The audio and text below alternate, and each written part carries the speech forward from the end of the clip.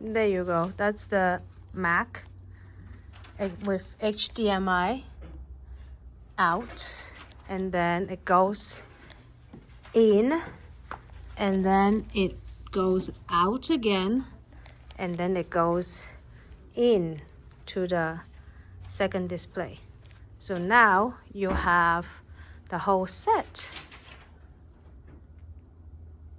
Just for the perspective, the left is a 65-inch, the right is a 75-inch.